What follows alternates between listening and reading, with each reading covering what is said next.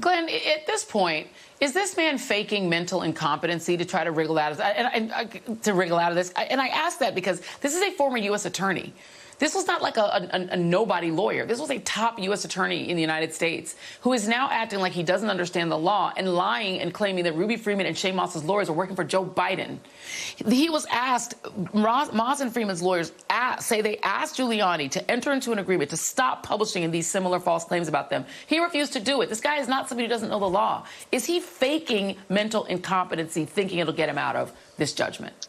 In your view? I don't think he's feigning incompetence, and incompetence to stand trial is a very high bar. I've litigated those cases. But, you know, here's the part where we're talking about the intersection. You know, he is on release in the Georgia case. I have his release conditions right here. Enjoy.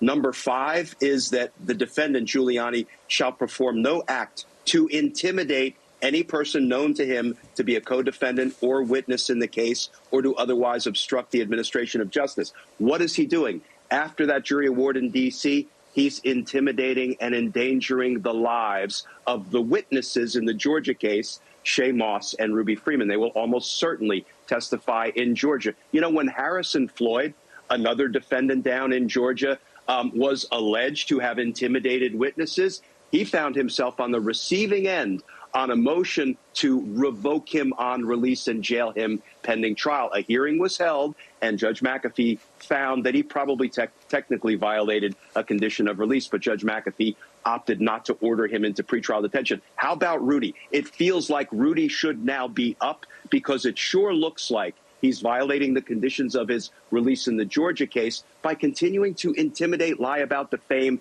and endanger Shay Moss and Ruby Freeman.